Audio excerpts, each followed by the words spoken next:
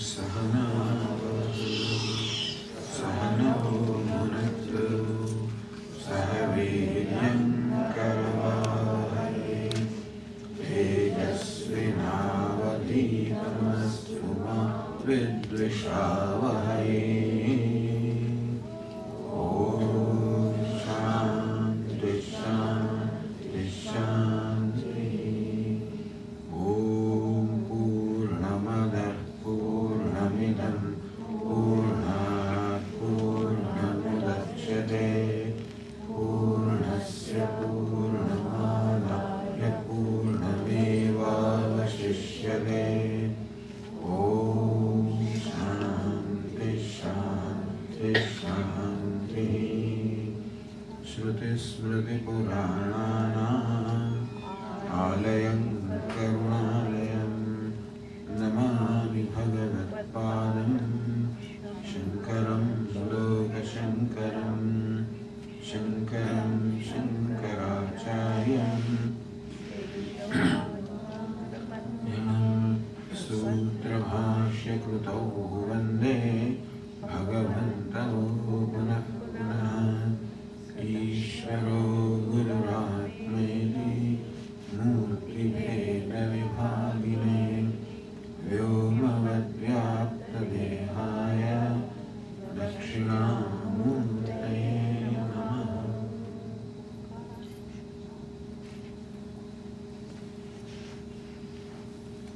In the discussion of stress management last evening, we said that the stress can be caused by the past, the present, as well as the future.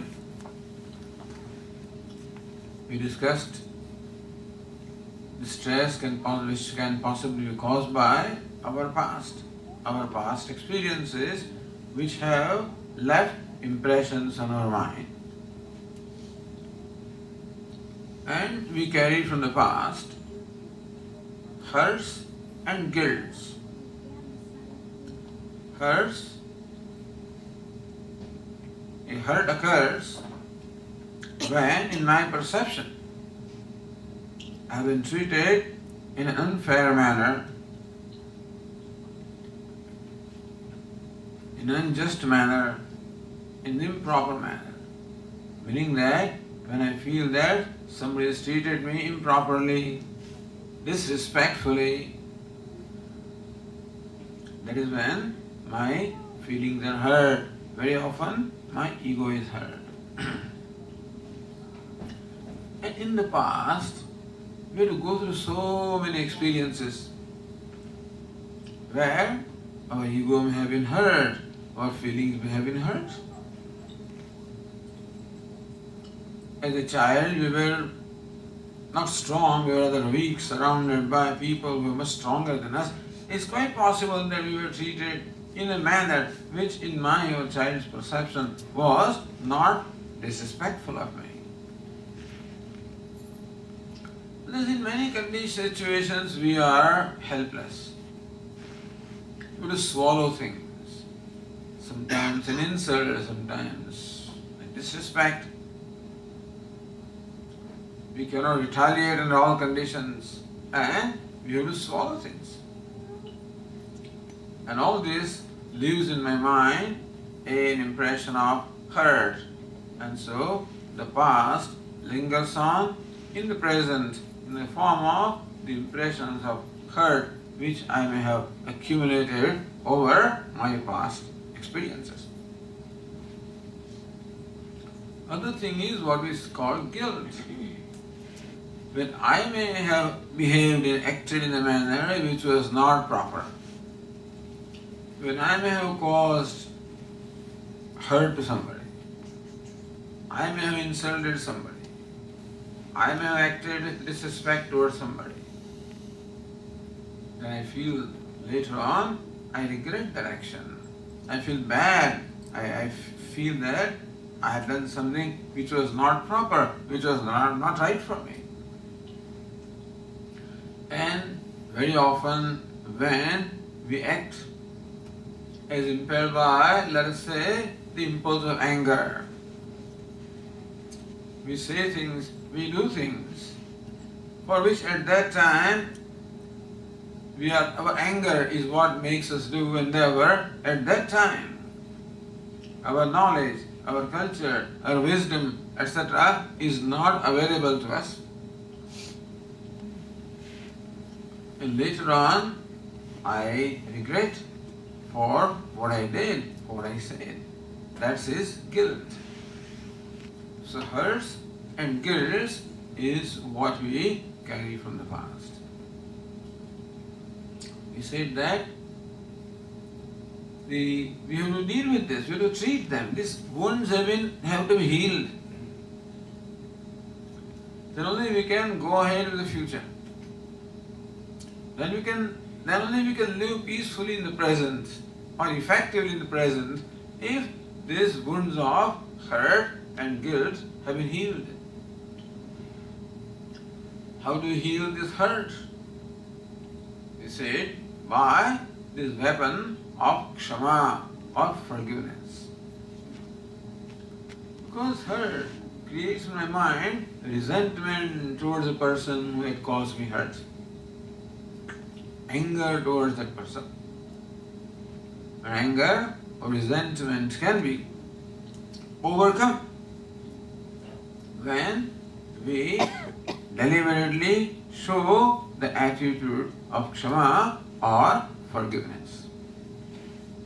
Forgiveness that arises from a genuine sympathy for that person. We said how? A person who causes hurt, himself or herself must be hurt. Thus, a two-step response.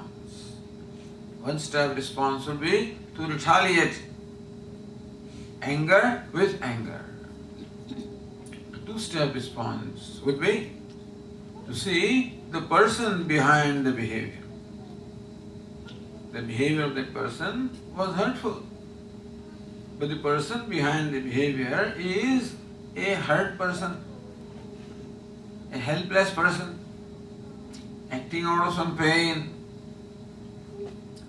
not knowing how to deal with that pain, and that pain comes out as anger on the part of that person, of which I become the object. And therefore, if I deliberately make my mind see the person behind the behavior, then I see a person in pain, a person who himself or herself been hurt.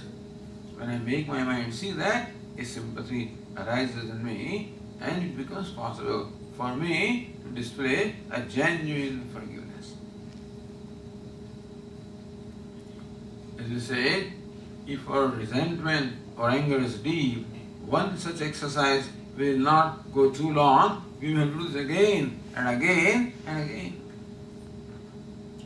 It is possible that a few people may have caused me hurt more than once, a number of times, and they may continue to bother me in the present, never settling account with them by kshama, by forgiveness. Guilt is the other way around, where I hurt somebody. Like kshama, of forgiveness towards myself, that I acted out of anger. It's not I who did that, it is anger who forced me to behave in a certain way. Never to be forgiving to one's own self also. That's how we have to keep working, doing this work. So whenever we find a feeling of hurt or guilt arising in our mind, then we have to there and then apply this method of pratipaksha bhavana, meaning deliberately taking the opposite position. Instead of anger, I deliberately take the position of forgiveness, coming from sympathy, coming from compassion. Now we can proceed further with future. Future also can be a cause of stress. The past can become the cause of stress because of the hurts and guilt I am carrying from the past. The future can become the cause of stress by causing anxiety in me. Anxiety to the future. I am anxious as to what will happen in future. And that is a basic difficulty in our life, is that we do not know what exactly will happen in future. We do not know how the future would be. Because the future is uncertain. And as the Swami says, we do not call all the shots. Meaning that we do not control all the variables in life. We perform the action. And that is a result or outcome of that action. We have the freedom in performing action, all right. But we do not have the freedom in determining the outcome of the action. Karmanyavadhikaraste ma phaleshu kadachana. Lord Krishna says that you have the freedom and the responsibility to make the right effort. But you do not have the freedom to determine what the outcome will be. Outcome is determined by the laws of karma, by the laws of nature. Action is of course, effort is of course a very important variable in determining the outcome, no doubt about that. But very often, in spite of our best effort also, we find that outcome does not turn out to be what we expected, because there are variables which we do not know, or even if you know, we do not control. You don't know the stock market, how it's going to behave. You can reasonably estimate how the stock market will behave, and accordingly maybe make an investment. What happens is something you cannot control. This is what happens. Just an example. Our Swami says that every endeavor is a calculated risk. Meaning that any effort you make, you perform an action, you certainly do the best to be successful, no doubt about it. Nobody acts to be failure, so you want to be successful. When you perform action, you have an objective as to what it is that you want to achieve. Lord Krishna does not say that perform an action without consideration for the outcome. No. You perform an action with due consideration to the outcome, meaning that we want a desirable outcome. And you do the best as you can for securing the desirable outcome. But still, there are many factors other than the effort which also influence the outcome. Just as in case of a farmer can till the land, can sow the seeds, and do what all that is necessary for growing the crop. But whether the crop will be successful or not, the harvest we do not know. In a country like India, many things depend upon rain, and that is very uncertain. Rain is uncertain. Sometimes too much rain, sometimes too little rain, sometimes rain at the wrong time. Sometimes a cold wave comes and also destroys the crop. Sometimes insects come and destroy the crop. Thus, there are many factors that are beyond the control of the farmer. And therefore, the outcome in terms of harvest may or may not be in keeping with the expectation of the farmer. Farmer knows that. And still he does undertake an action because he knows that this is a calculated risk. Why calculated? Because you do calculate what the possible outcome will be. But you know that you do not call all the shots. You cannot control the rain. You cannot control this, the insects, insecticide, pests, all sorts of things come. So outcome is uncertain, something that we do not control, something that we cannot change, something that we have to accept. And this is very stressful because we are not prepared for dealing with failure or the unpleasant. We do not want failure. If I could accept the failure, alright, failure, okay, no problem. I played the game, I did not win, okay. With the sportsman spirit. And a sportsman, such a tennis player, in any match, Olympics, whatever goes into, he knows that the possibility is 50-50. There is no 100% possibility that you will win the game. So he knows that.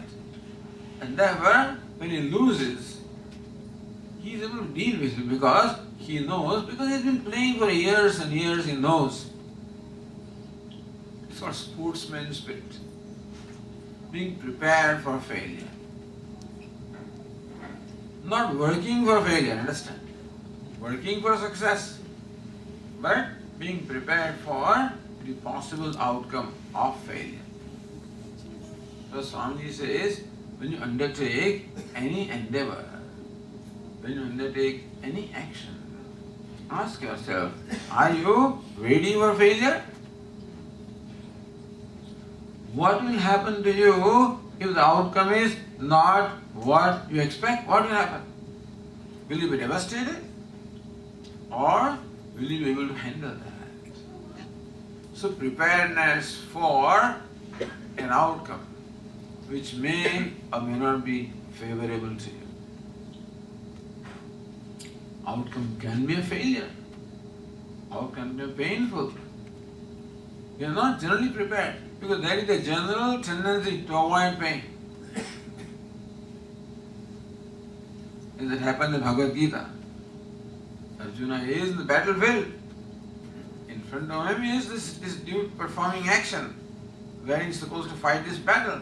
But the consequences can be very unpleasant because it may involve the death of many near and dear ones. And therefore he says to Lord Krishna, I will not fight. But then you don't always have a choice. You have to do things. You have to live your life and perform your actions. Therefore, the stress that is caused by the result has not yet come. Even when you are performing the action, the very apprehension of what the outcome will be causes stress now. So your effort is in the present, the outcome is in the future. The uncertainty of the future causes the stress in the present because I am not ready for an unpleasant outcome. I am not ready for a failure. I always want success. I always want a pleasant outcome. So how do we deal with this stress? By being prepared to gracefully accept what comes. God, give me the maturity to accept gracefully what I cannot change, what I do not control. And future means in next moment as a matter of fact.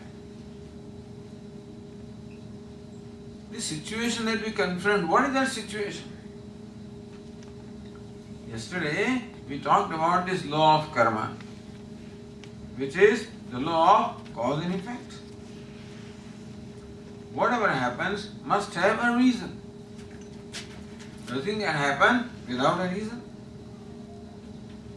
In our case, whatever happens to our life, the situations, the events that we confront moment to moment, all of them are not created by us. They are just given to us, meaning they happen to us.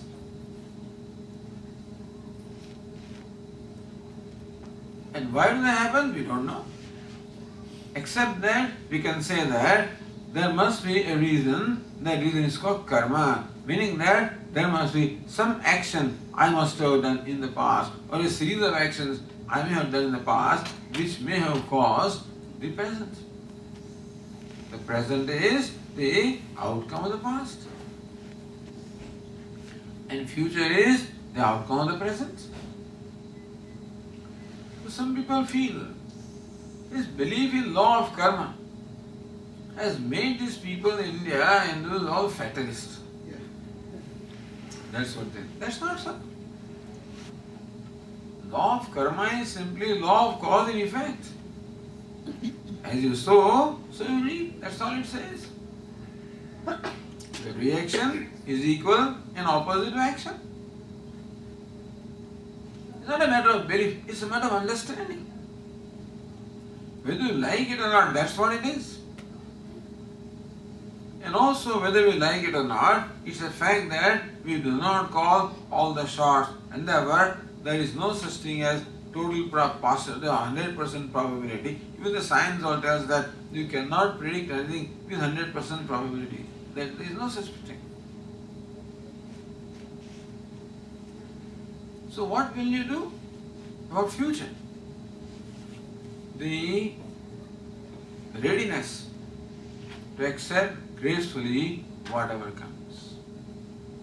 God, give me the serenity, give me the maturity to accept gracefully what I cannot change, accept the future, accept the outcome, accept every moment whatever I confront is something that I have not created, something that I am required to deal with, and therefore every moment give me that maturity to accept gracefully what I confront. Because whatever we come across is the result of some karma we may have done. What this law of karma teaches us is two things. It helps us to gracefully accept what is, because we cannot control what is, we have not created what is, we have to confront what is. It helps us to maintain a certain attitude, a healthy attitude. That since I cannot change it, since I cannot control it, therefore I gracefully accept it. This graceful acceptance is not helplessness, understand. We are not saying that you helplessly accept it. Gracefully means with an understanding we accept that, yes, this is there and there is nothing I can do about it, and so what do I do now? For graceful acceptance, our Swami used to tell us a story of a Stoic philosopher, a Greek philosopher. This man, Greece has many islands. At one point in time, this man relocated to some other island to start a new business there. And he lived there for a few years and settled down his business, and now he is calling his family. With whatever, in all his property and everything, he is now relocating. And so his wife, his children, all his wealth, everything is now coming in a big ship. And the ship is expected to reach any day. One afternoon, when this man is in his house, somebody knocks at the door, and from the knock it is very evident that here is the person who is knocking is a disturbed person. He opens the door, and there is a messenger who is breathless. So he asks, well, what's the matter? Sir, the ship is sunk. It has sunk. What? Sir, the ship has sunk. So what? Sir, all your property and wealth is all drowned, is all gone. you are a pauper. What? Yes, sir, you are a pauper. So what? Sir, your wife and children, they're all drowned. You are all left by yourself. What? Sir, they're all drowned. So what? What? And so what? This is very shocking news given to him. Sir, the ship has sunk. What? He's not saying what means repeat what you say. He has heard what the messenger has said. Understand what he has said. Says what? When he said disbelief, he's not ready to accept. No, it can't be. You don't mean that. When the messenger repeats, sir, the ship has sunk. You know this happened. So what? Okay, so what? It's sunk. There's nothing I can do about it. Now I have to deal with the situation and decide what to do. So every time he asks this question, what? For a moment, it is his unpreparedness or unwillingness to accept the reality. Because so what? That is graceful acceptance. Not under helplessness. He knows this happened, there is nothing I can do. Meaning that I can't change, nothing I can do, I cannot change. What to do in the situation is in my hand, of course, now. That freedom is never taken away from us. We don't have the freedom to determine what happens. It happens. So graceful acceptance. Graceful acceptance means responding to a situation without blaming, without anger, without disappointment.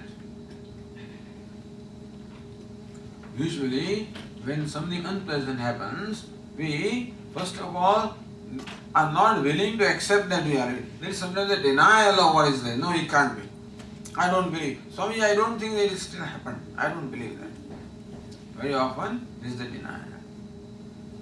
Even when there is an acceptance, then also we resist or we reject it. No, I don't want this. This is wrong. Why should it happen to me? It should not have happened.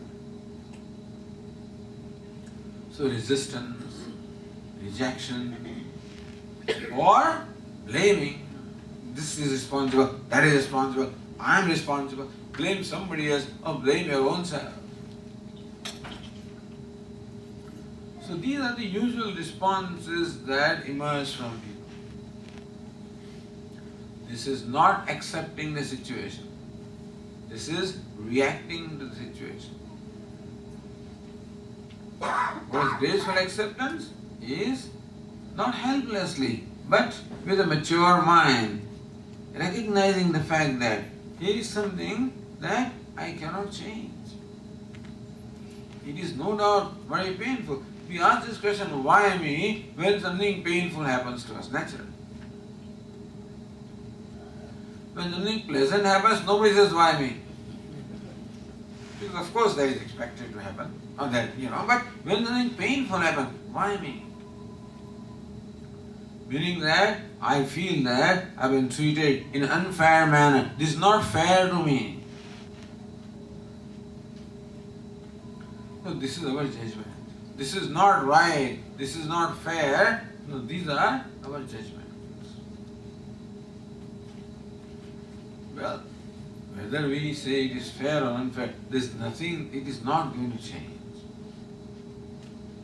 So give me the serenity, the maturity to accept gracefully.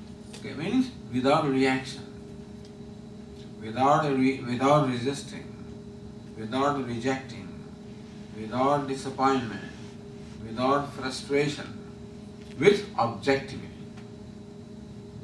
Objectivity means this is what it is. This is what has happened. The ship has sunk.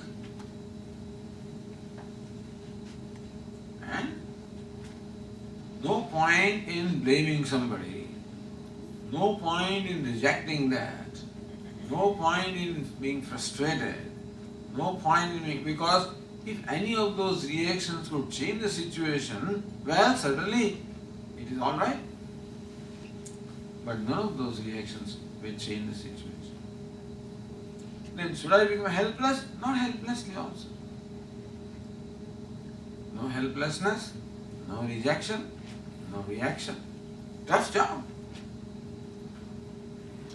But that frame of mind is called graceful acceptance. See, by graceful acceptance, we do not mean that we do not respond to the situation. It is not a passive approach to the situation. Graceful acceptance is a disposition of mind, is an attitude of mind. A given attitude of mind is called graceful acceptance. An objective frame of mind. Then you can decide what you want to do. But when we are objective,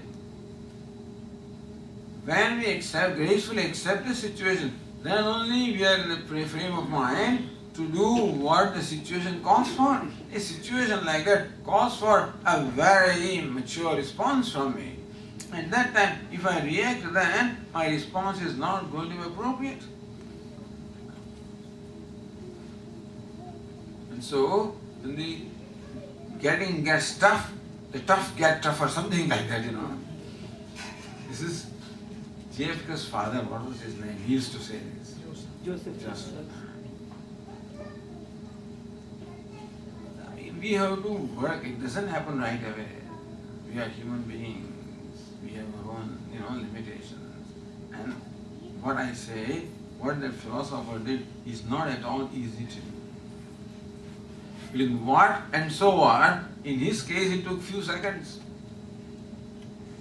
In our case it will take few minutes, few hours, few days, few months, few years, a whole lifetime. There are people who do not accept the situation for a whole lifetime. This lady keeps telling me every time, Swamiji, my husband has passed away, why is it so? I'm not happy, I don't like it, I don't want to live. Meaning that situation is not yet accepted. You live in that pain. Pain is one thing, but then not accepting and this rejecting also makes me disabled in a situation. And the stress that we are talking about is not on account of what has happened, on account of what can happen. The anxiety of the future is the apprehension about what can happen. What if this happens? What if things do not go my way? What? Then the way to deal with that stress is the attitude of graceful acceptance. That if it comes to that, we will gracefully accept it and do what the situation calls for. If you believe in Ishvara, God, it may be helpful here that when we say that we do not have control over the outcome of an action, that we do not determine what the outcome of an action is, then who determines it? The law of nature, the law of actions, they determine. What are these laws? Laws are created by the Creator. It's built into the creation. The laws are built into the creation. So you can say the Creator has created the laws. Or as Vedanta says, this creation is the manifestation of the Creator, and therefore the Creator Himself is the form of those laws. So the laws determine what the outcome is. We say that the Creator or Ishvara in the form of laws has determined the outcome. Meaning that the outcome is determined by Ishvara, by God. So we determine the action, effort, He determines the outcome. And therefore, this would be also this attitude It's a reality. It is a reality that whatever is all created by Ishvara. And our faith in Ishvara, that is benevolent now. This is a matter of faith.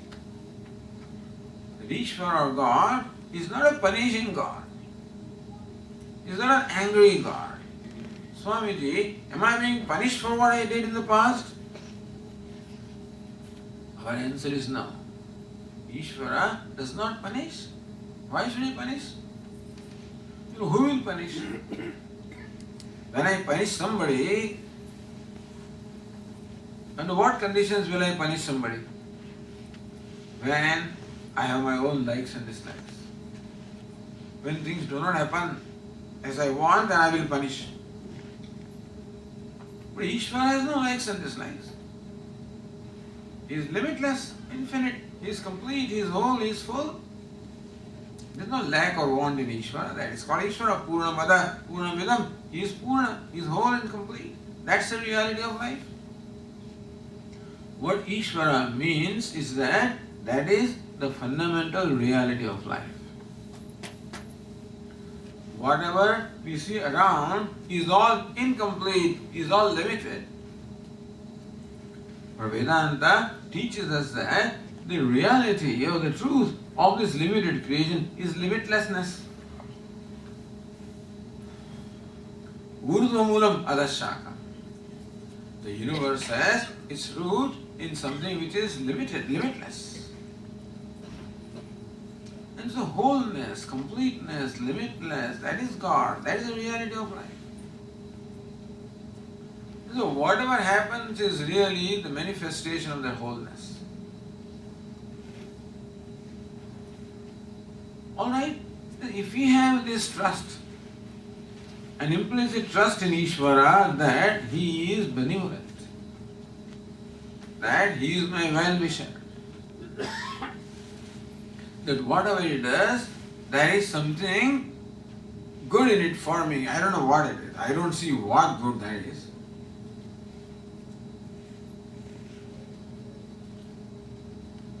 Like another Greek person, an old man, he had this young son. Once this boy went with his friend to a forest, and from there they brought a horse. So now this boy has a horse. His neighbors and friends came to the old man congratulating him. He says, "Look, you are so lucky, you got a horse free." He says, whatever Ishvara does is all right. It happened that this boy was riding the horse once he went to the forest, but the horse was not trained, and so this horse, he started running, he was out of control, and he threw this boy away and ran away. And this fellow fell down and broke so many bones that he had to be brought home, and for 6 months he was laid up in bed. Same people came and consoled this old man. He says, "We are very sorry that this happened to you." He says, whatever God does has a purpose. Then it happened that this country declared war with another neighbor country. And all young people who were able-bodied were all called for being drafted in the army. Except this boy, he's not, he is in the bed, but he was saved from having to go to army. Same fellows come, he says, "Oh, you are very lucky." He says, "Well, whatever Ishvara does is okay." The idea is that we do not know what does this event mean in future. We judge a given event as painful, unfortunate, a punishment to us, but we do not know what effect this event will have after 5 years, 10 years, 15 years. We do not know. Even today also, when I look back in my life, I tell myself, thank God a given desire was not fulfilled. Thank God that what I wanted did not happen. Had it happened, I don't know what would happen to me. So in hindsight, we do discover, recognize that what has happened in the past has had a purpose. So this is a matter of faith, of course. Faith in Ishvara, in God, that God is my well-wisher, is benevolent, He is my well-wisher. So whatever He does has something in it for me. When something favorable comes to me, it comes to me for encouraging me. When something painful comes to me, it comes to me to make me stronger, to help me grow. Because growth generally takes place in pain. Provided we are able to relate to that pain in a mature manner, then pain also can be an occasion, or can be also a factor for our growth. So thus, this trust in the benevolence of Ishvara, that Ishvara is the one who does everything. He is a creator and He creates situation every moment out of His infinite wisdom. And in that infinite wisdom, there is the wish for well of every creature, not only me, of the whole universe.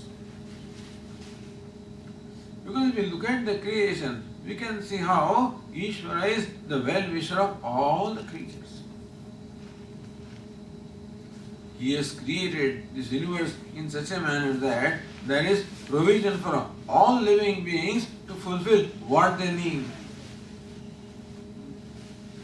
Before a child is born, the air, the water, the food, all of this is kept ready. And as the child grows, not only human child, any other creature as it grows, whatever is required at that point is available. That is how the creation is. That creation is to fulfill all the basic needs of all the living beings. Sometimes human beings have a problem with this. Why has God done this? Why has He done this? One day in the satsang, somebody asked me a question, Swami, why has God created mosquitoes? You are not the only inhabitant of this earth. Because the mosquito can ask, why have you created this fellow? Same thing. So everybody is a place. There is provision for everybody, including you. They say in our language that when He is given teeth, He is also given the food to masticate. So thus the scheme of creation is that there is a concern for the well-being of all the creatures. It is not a creation out of anger, it's creation out of love. Why is this creation? Well, it is just, this question is asked in scriptures also, why this creation? Answer is, one of the answers, Lokavattu Leela Kaivalya. Just as when you play, when you sport, basketball, baseball, cricket, whatever you play. Why do you play? Just,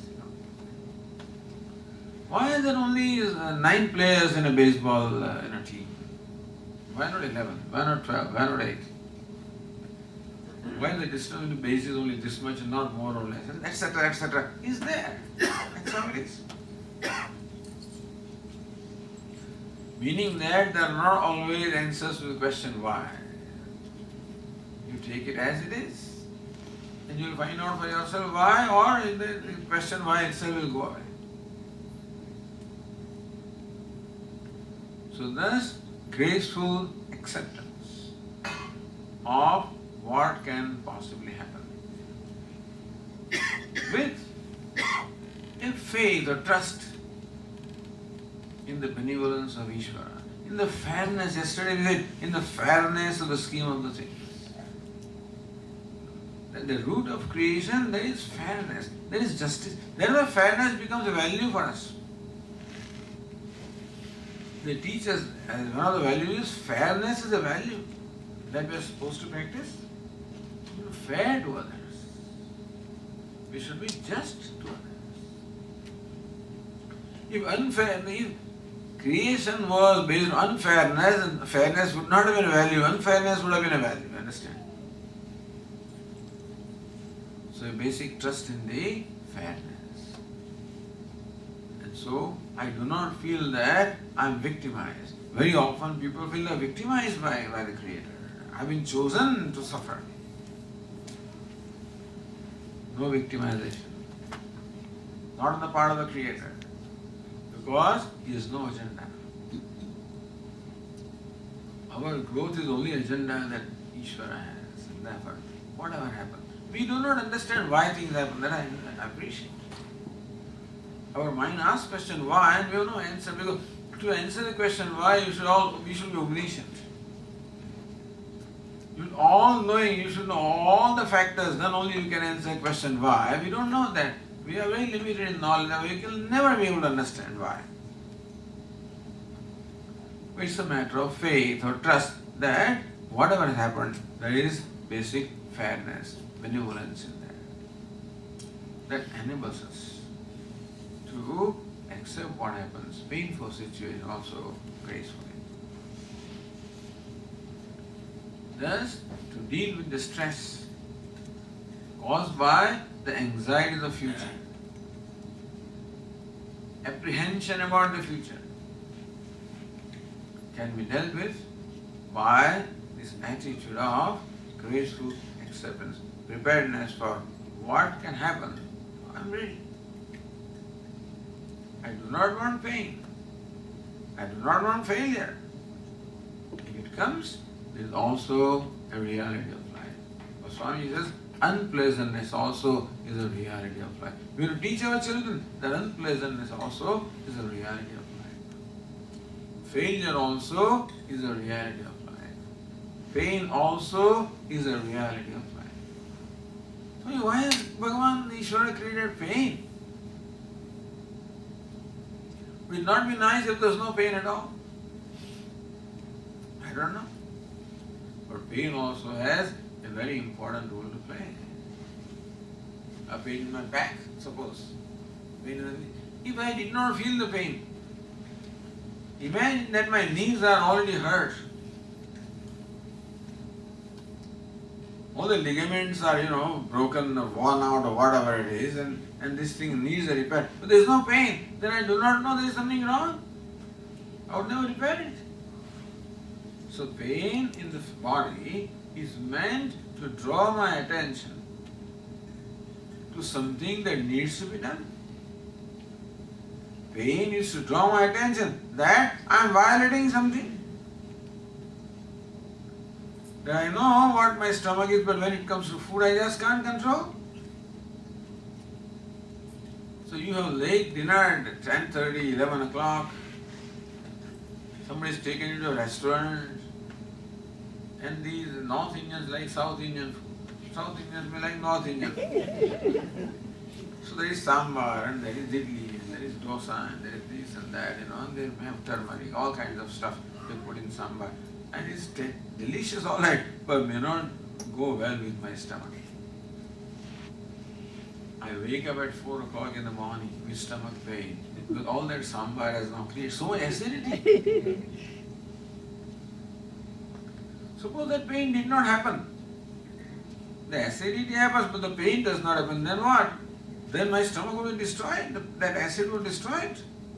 So pain is good to draw my attention towards something that needs to be done.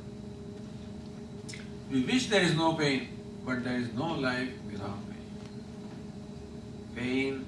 There is nobody in the world. We feel that we are always targeted. That's what we feel.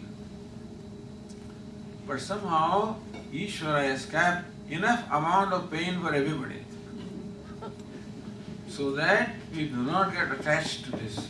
And so that we can, someday detachment of vairagya, dispassion may happen, so that we can think of it. There is an interesting story, you are all familiar, many of you may be familiar. There was a great king, their story described in Puranas. It's a great king, his name was Bali, Mahabali. He was a demon, he was a king of demons, and he had conquered all the three worlds. And these devatas, or the gods, were all in exile, they were all driven out from their places. So they all went to God, Lord Vishnu.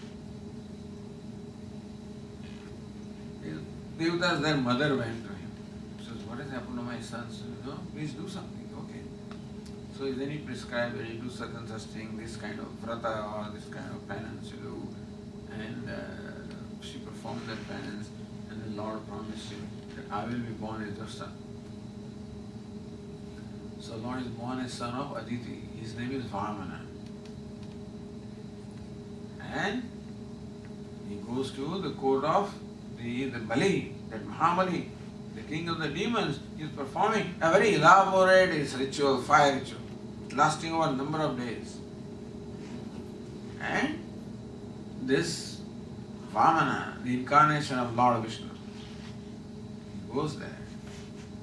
Of course, it is very evident his face is shining, with the luster of wisdom, luster of purity, luster of. And so as he enters, everybody stands up in respect of him. He approaches King Bali, and that King Mahabali says, I'm so pleased to see you. My heart just, goes out for you. What can I do for you? Tell me, what can I do for you? Ask whatever you want.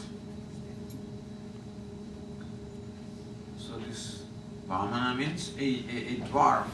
He says, I just want 3 steps of land. He says, what? I can give you the whole 3 worlds, 3 steps of land, you're asking me? He says, yeah, King Mahabali, something, you should not ask for more than what you need. That's called greed. And therefore, I just need that much land for performing my prayers and meditation, that's all I need. So, he made a sankalpa, I give this land to you. His guru warned him. Mahabali's guru warned him. He says, hey, this is not the young ordinary boy. He is Narayana, he is Hari himself. He has come to cheat you. Don't give him, don't promise him. Mahabali said, I'll promise anyway, because when he comes to cheat me, well, who can be more fortunate than me? So he promised, and he was cheated. This young boy became a cosmic person, and in one step, he measured the whole of this earth. In second step, he measured all the rest of the worlds. Nothing is left with Mahabali. And then Vamana scolded him. So come on, you promised me to give 3 steps of land. In 2 steps I have measured everything. Where am I going to put my 3rd step? So Mahabali in all humility says that put it on my head. That's one place where your foot has not come. Without compunction, the 3rd step is put on the head of the Bali, and he goes all the way into the nether worlds. So this happened. After this, Brahmaji asks Vishnu Narayana, what is this? This is unfair. This Mahabali is a devotee, and he offered everything to you, and still you pushed him down into the nether world. What is this? Unfair. How can you do this to a devotee? Then Vamana says, Lord Narayana says to Brahmaji, says, look, whenever I want to bless my devotee, I rob him of all his wealth. Why? Because as long as he has wealth, so long his attachment and attention is to wealth and not to me. So when I rob him of his wealth, then his attention comes to me. So there are different ways of blessing. blessing may come in the form of pain also. We do not know. And so, graceful acceptance with a trust that whatever has happened must have a reason and is for me to grow. What can I do under this condition now? So thus, the future, which is uncertain, causes a lot of stress. One of the important stressors is the uncertainty of future. We can make the future certain in this way, that whatever happens is acceptable to me. I know that whatever will happen will be ultimately created by the Creator. And I will accept it gracefully. A preparedness to accept gracefully whatever will come, with a trust that whatever will come will be given to me by Ishvara. And that is my well-wisher. And therefore, whatever he gives me has a reason for, the intention is for my own well-being.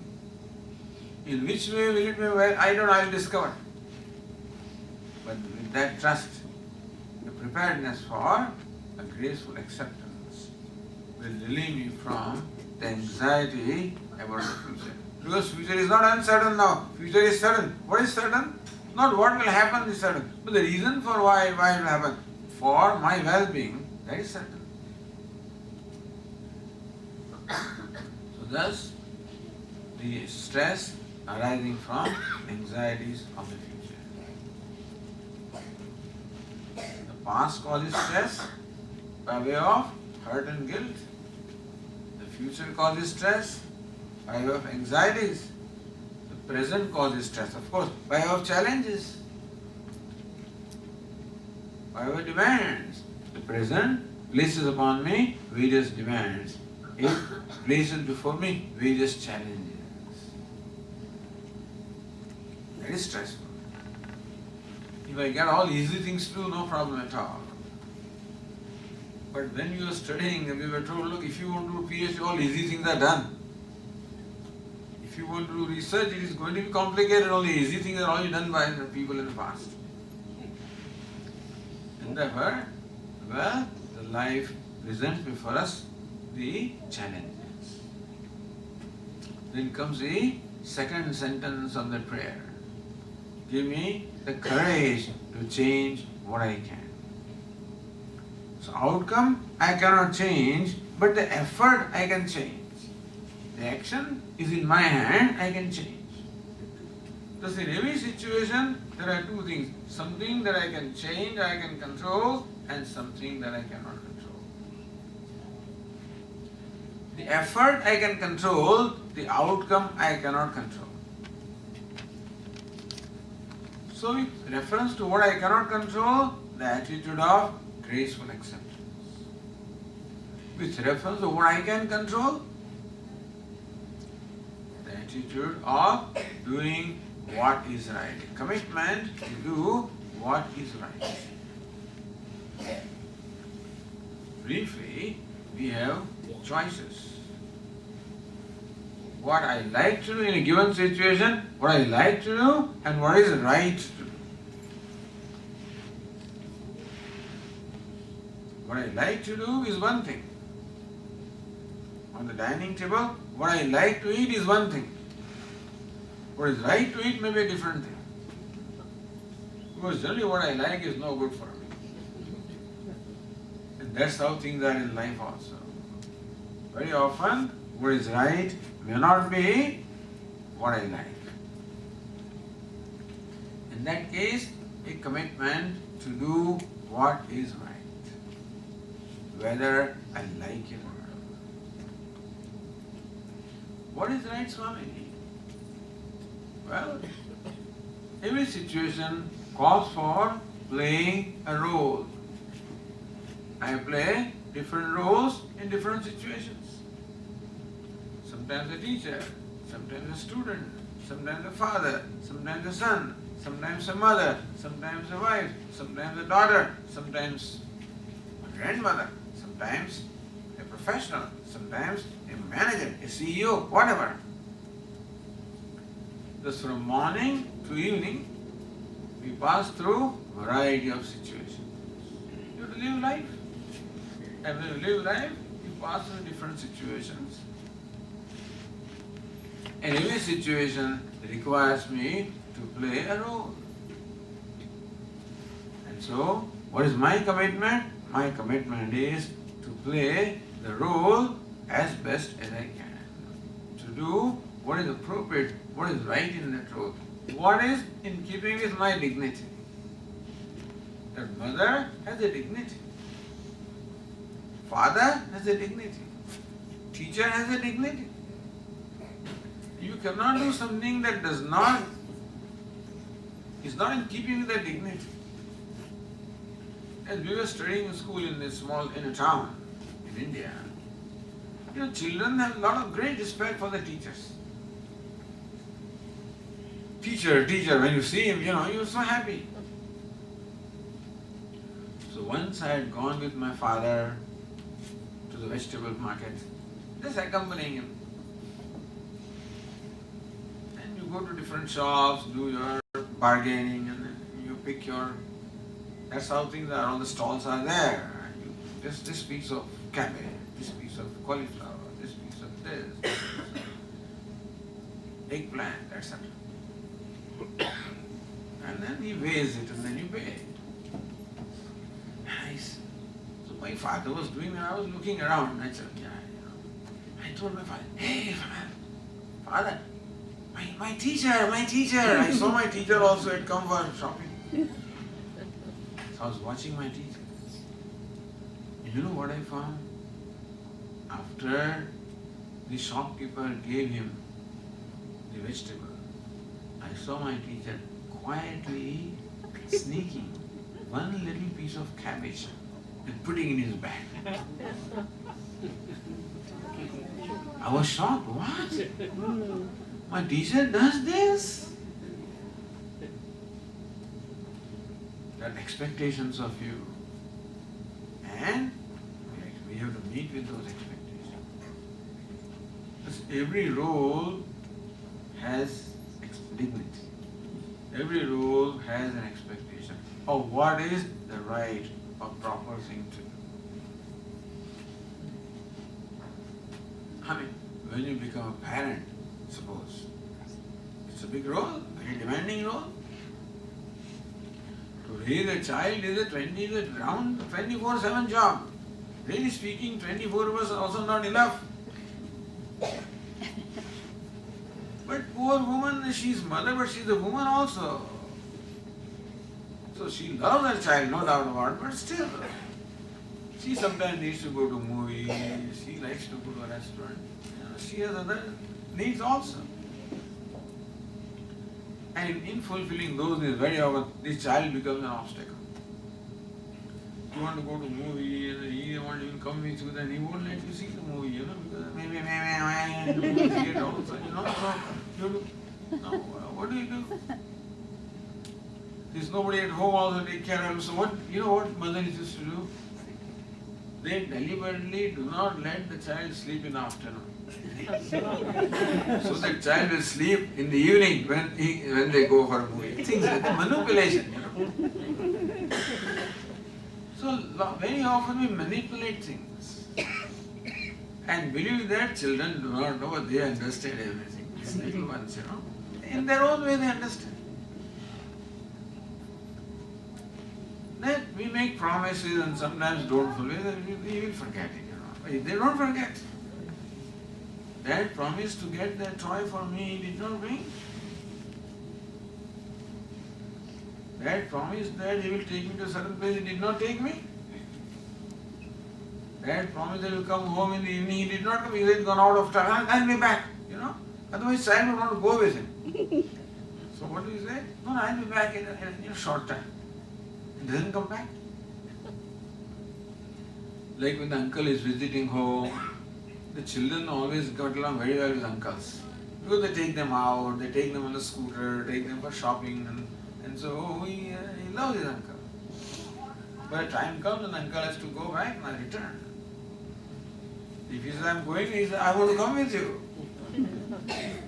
And that cannot be. So uncle says, I'm going into, I'm going to market, I'll be back. Child is waiting, but doesn't come back. So he is cheated.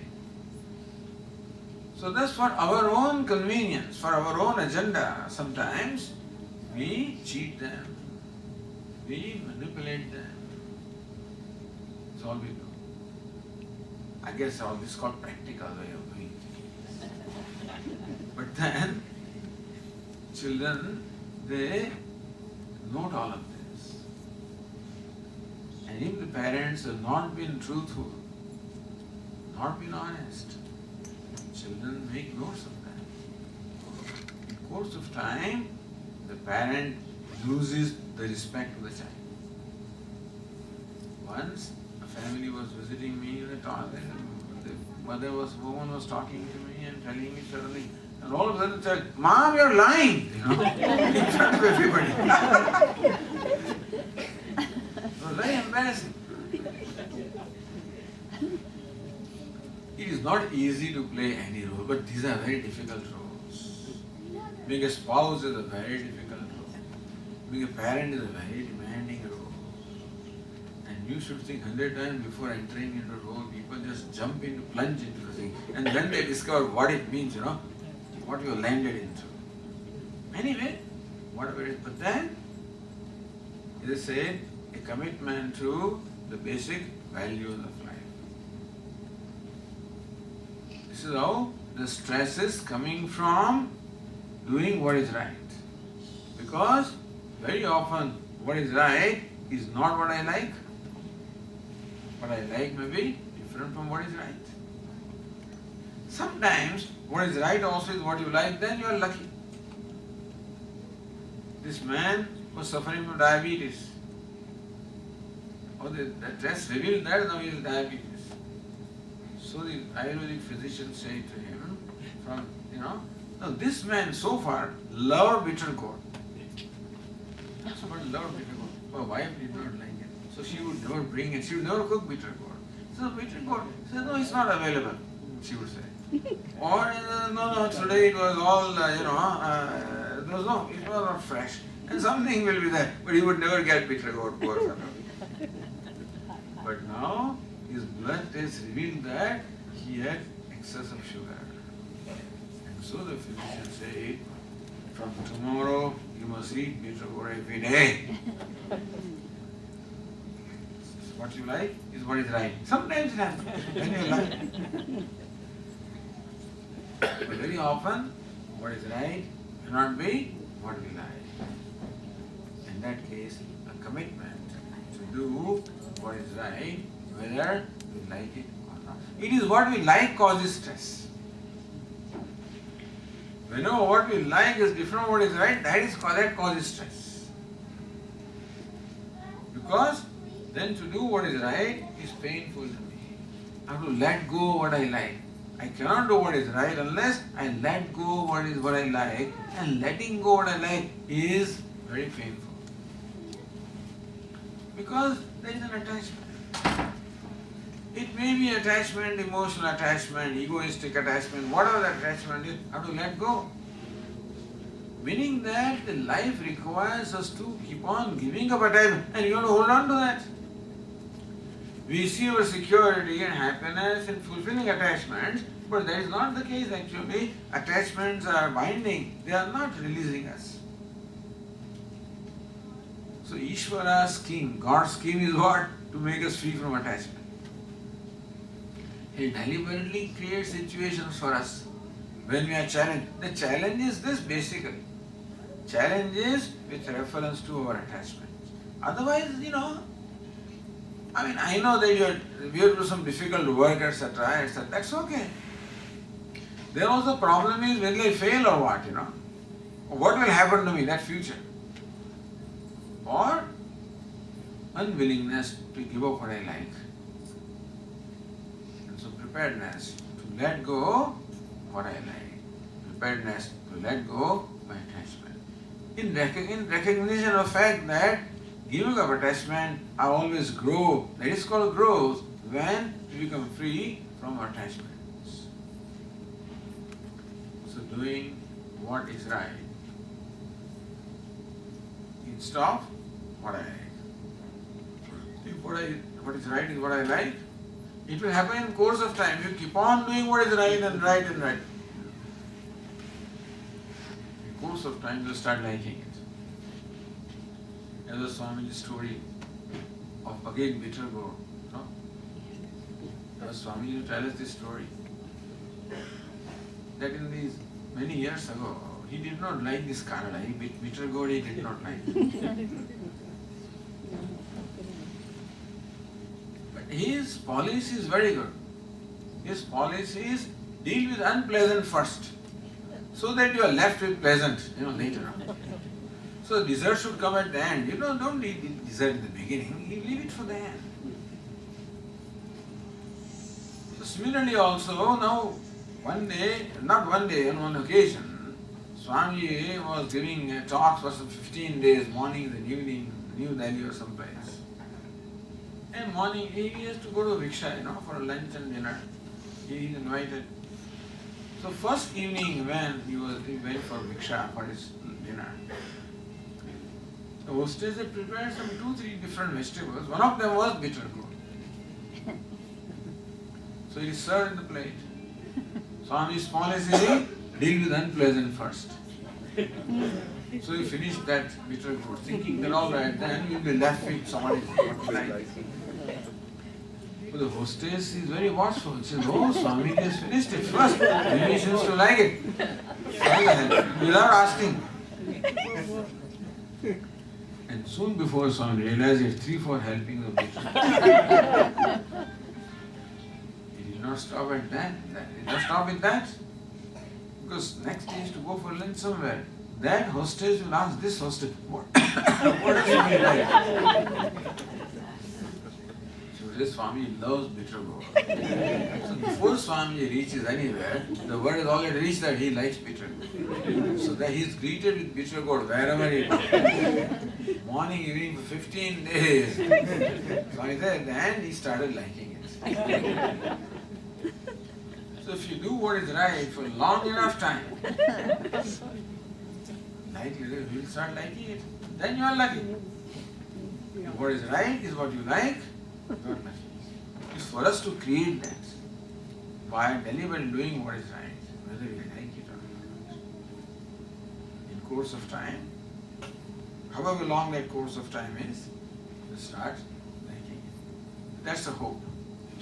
And so that's how we deal with the stresses coming from this conflict between what I like and what is right. So thus in these 2 evenings we discuss some of the important causes of stresses. And tonight we will conclude here. Like last night, we will invite you to ask any questions you may have.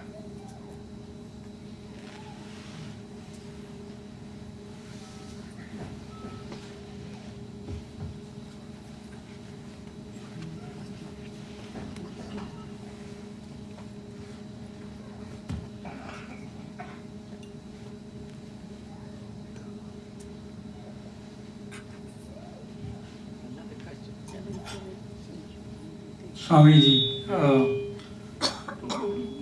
often it happens that, an event happened and your mind keeps going to that event again and again, and that gives you a lot of stress.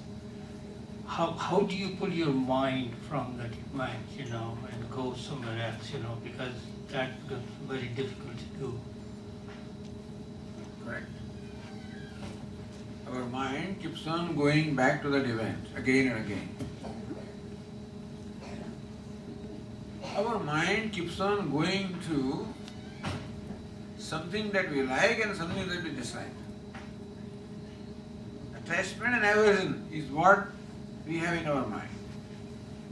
So our mind has a tendency to go back again and again to something that I am attached to or something that I have aversion for.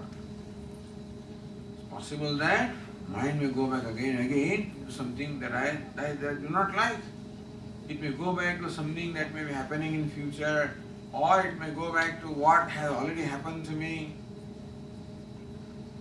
So then we have to ask this question to the mind. Why does the mind keep on going back to that again and again? Is it raga or dvesha? Attachment or aversion? One of the two must be there. Because of attachment, what is attachment? Attachment is when I look upon something as a source of my happiness or security. When I feel that my happiness or security depends upon something, then that becomes very important to me. I don't want to let go of that. That's called attachment. And apprehension that what if it goes away causes stress. The opposite is I look upon something as a source of my pain or insecurity or an obstacle to my happiness. Then there is an aversion for that. And there is also an apprehension. What if that happens? So attachment causes apprehension because it may not happen, what I like may not happen. And aversion causes stress because apprehension that it may have, what I do not like may happen. So the reason why our mind goes back to something again and again is either because of attachment or aversion. So we have to first understand why does the mind go there. Is it attachment? Is this something that is I cannot let go? It's a matter of letting go of attachment or aversion. The mind goes back to something because of attachment or aversion and requires us to let go of the attachment or aversion. Recognizing that, again, preparedness for a graceful acceptance. But whether I like it, I do not like, graceful acceptance that it would happen because there is something in it for me. It is created by Ishvara, who is my well-wisher, and therefore willingness to accept what has happened or what will happen. So mind goes to what has happened or what can happen. In either way, I don't let go of it. So letting go by graceful acceptance is the way we can deal with that. And anything we'll have to be done again and again. You see, because these things are these deep roots, attachment and aversions.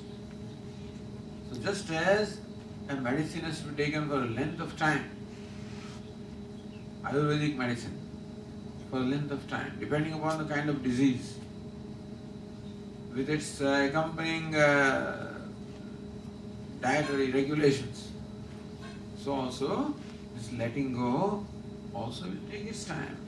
We may have to do it again. Again it goes back. Again I do exercise. Again it goes back. But because of raga or dvesha, attachment and aversion, because of which the mind goes. We understand and try to let go.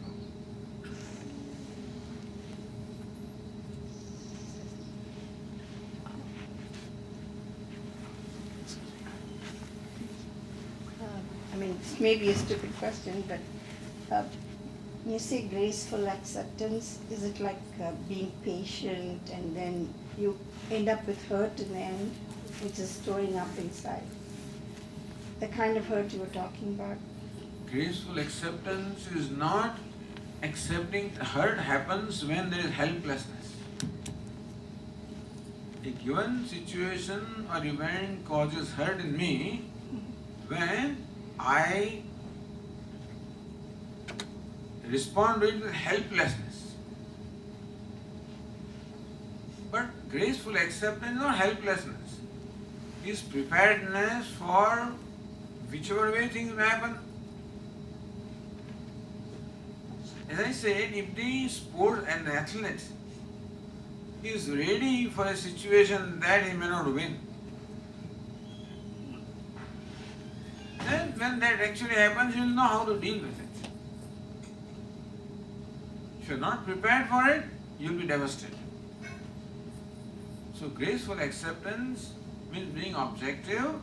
It's a frame of mind which is free from reaction and therefore it doesn't cause hurt or doesn't cause, freedom from hurt. Thank you.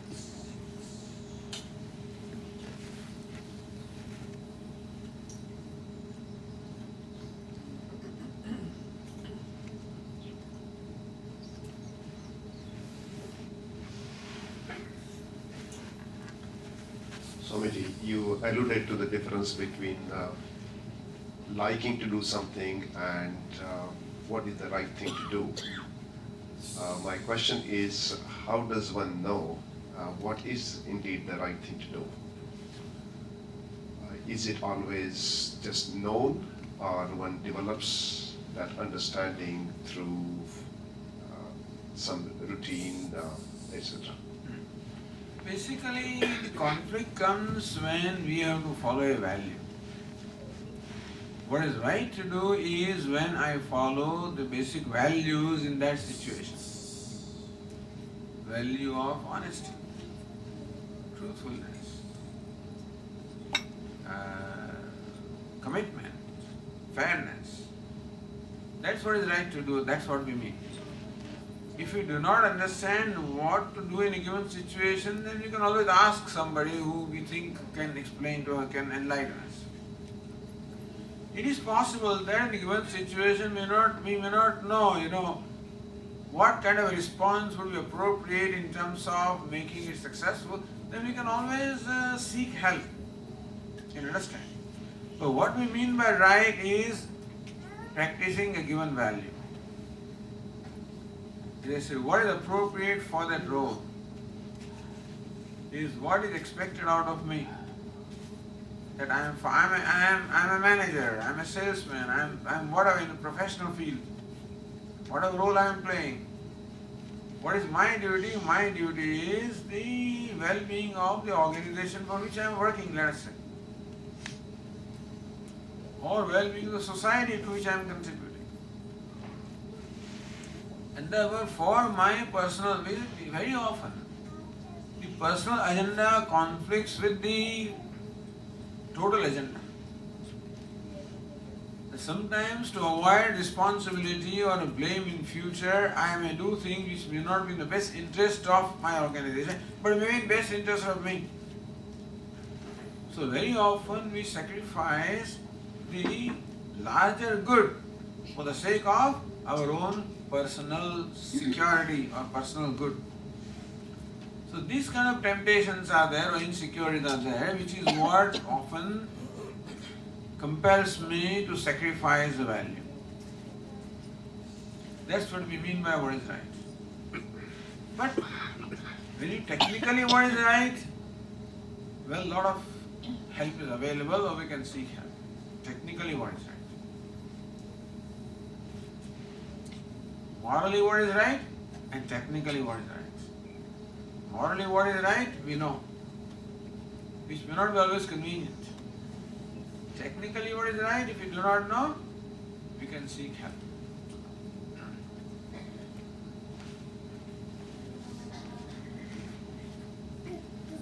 Yeah.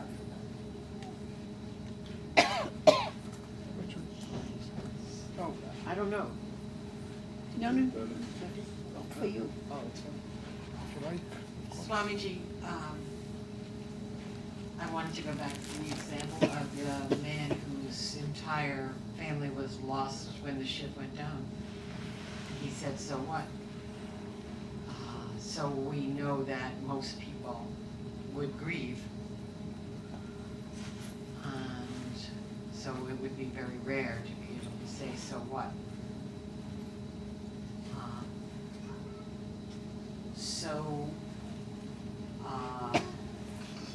You could say that they're grieving because of the attachment,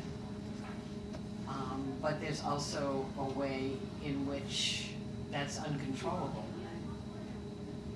the grieving. And so what is the real person's strategy here?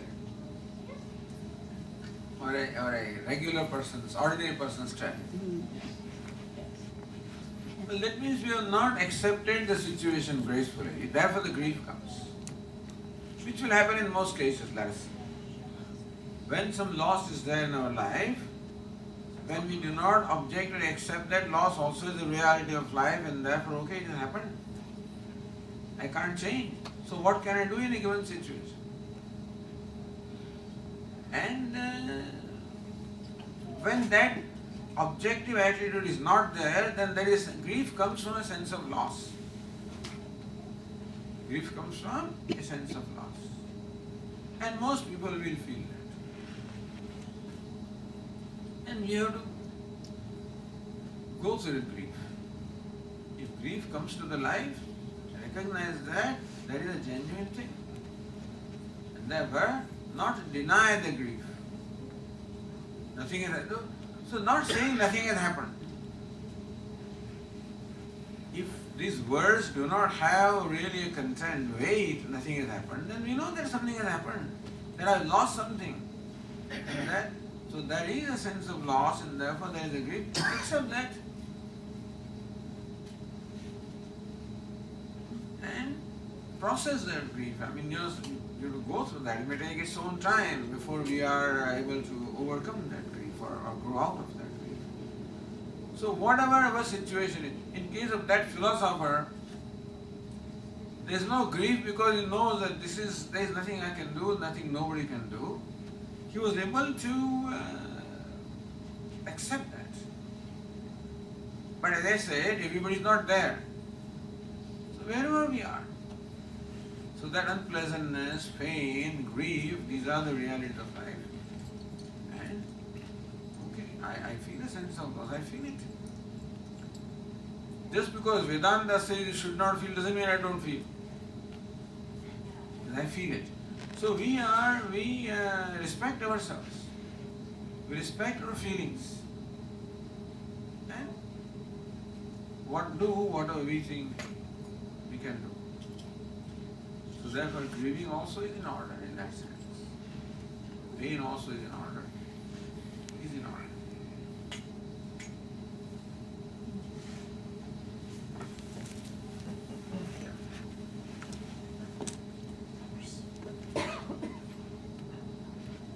Swamiji, is it that ego and feelings are synonymous? And then it's also said that feelings are not really an indicator of reality. Then how do you kind of resolve this conflict? What we mean by feel, there are two kinds of feelings we said yesterday.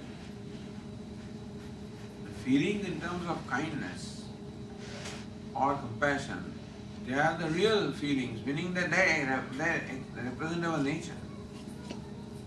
The feeling in terms of jealousy, in terms of frustration, in terms of anger, no, these are born of not seeing the situation of what it is. They are born of ego. And they're not helpful. Those things actually hurt us. Therefore we want to grow out of that. Compassion does not hurt you, it heals you. Whereas anger or frustration hurts you. Therefore we want to grow out of that. Therefore we recognize why this frustration, why? Because I am not accepting.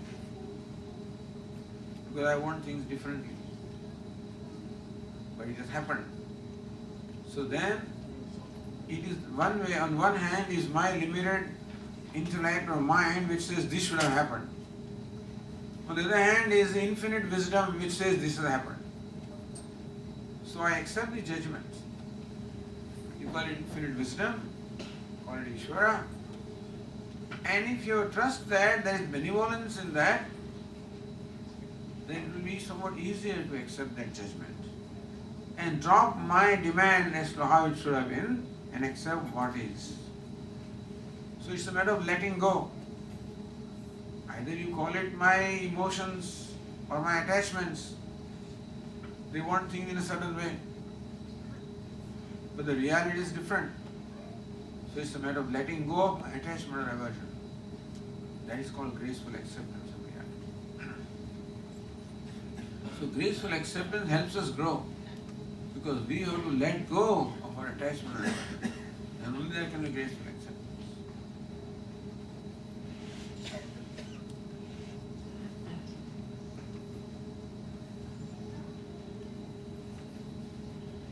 Okay, so we'll conclude with a prayer.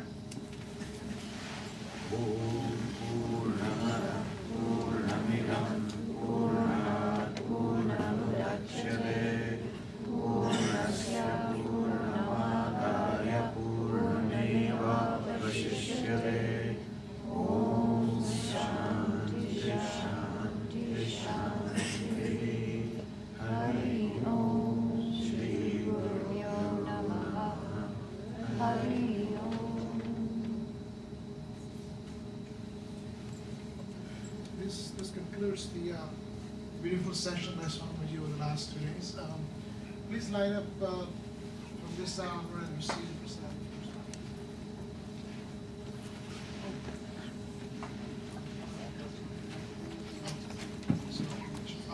So, on the behalf of Dwarkamai, the priest would like to present Swami to the last fruit basket. Om yo vedam brahmano vedanamrtena vrdam puren tasmai brahmaja brahmacha ayutkirtim prajan daduh dhanam dhanyam pasham bhavatra labham satasam vatsaram dirghavayu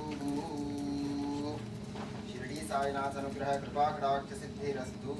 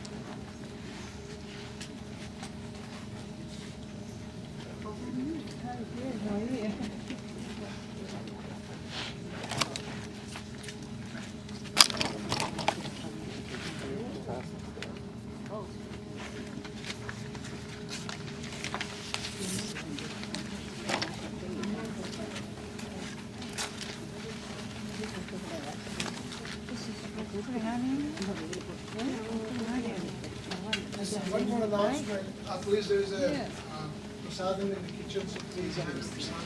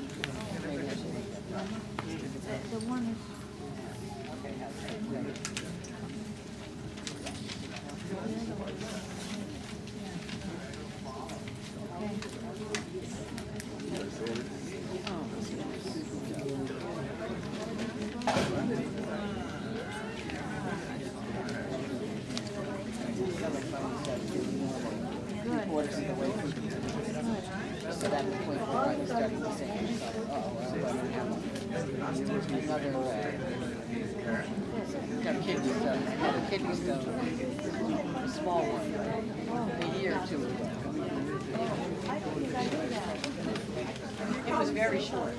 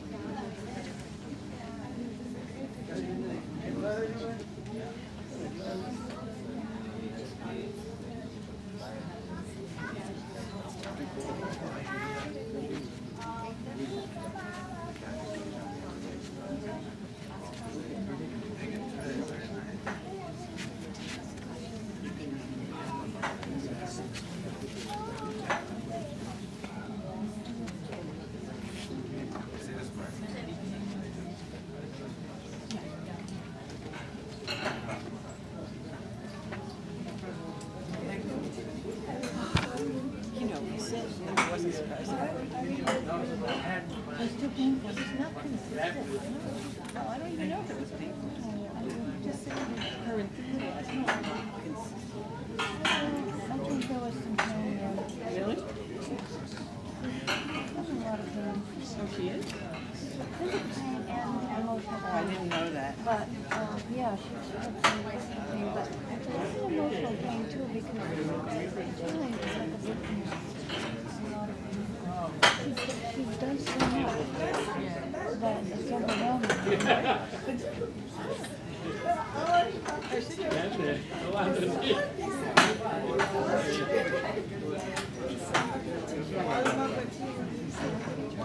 Candies, we had candies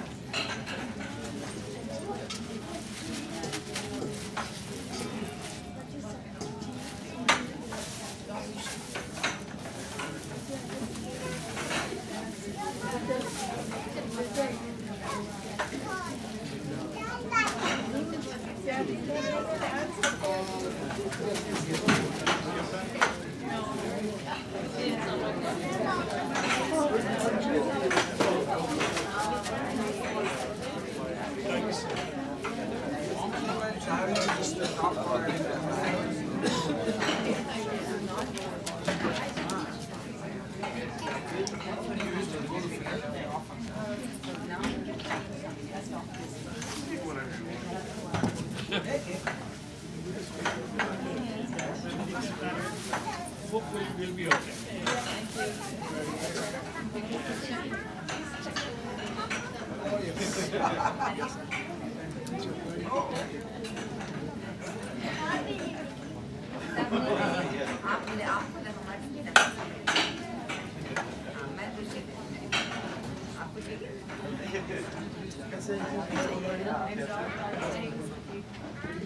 This